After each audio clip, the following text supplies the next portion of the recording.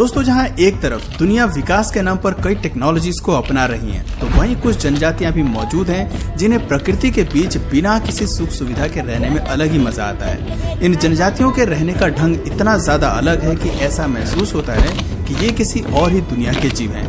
अब भला आप खुद ही सोचिए कि अगर किसी के ऊपर थूक दिया जाए तो वो इसे अपना अपमान समझेगा, लेकिन अफ्रीका में रहने वाले मसाई जनजाति के लोग इसे आशीर्वाद के रूप में लेते हैं। सिर्फ इतना ही नहीं, ऐसी और भी कई सारी जनजातियां मौजूद हैं जो जंगली और खूंखार जानवरों से भी ज्यादा खतरनाक हैं और इनके नजदीक जाना यानी कि अपनी मौत को बुलावा देने के बराबर है।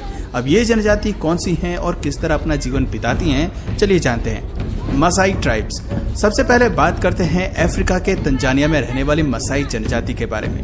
ये जनजाति पिछले 5000 साल से पुराने तौर तरीकों के साथ ही रह रही है। यहाँ रहने वाले लोगों का मुख्य पेशा गायों को पालना है और इसी के इर्द गिर्द इनकी अर्थव्यवस्था घूमती है। लेकिन इनकी सबसे बड़ी चुनौती जंगली जानवर है, जो इनके द्वारा पाली गई गायों पर हमला करने से पीछे नहीं हटते। लेकिन मसाई जनजाति के लोग भी जानवरों से बिल्कुल कम नहीं है, जो अपनी गाय को बचाने के लिए शेर और चीते जैसे खूंखार जानवरों से लड़ जाते हैं। अब बिना किसी हथियार के इन खूंखार जानवरों से लड़ना तो आसान बात है नहीं, लेकिन इन लोगों के लिए तो ये रोज का काम है, जिन्हें इस बात से रत्ती भर भी डर नहीं लगता कि सामने वाला जानवर इनका क्या करेगा।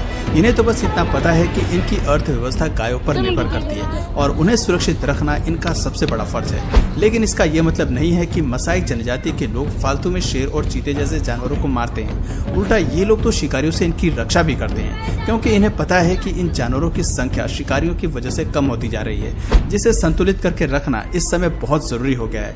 वैसे इनकी बहादुरी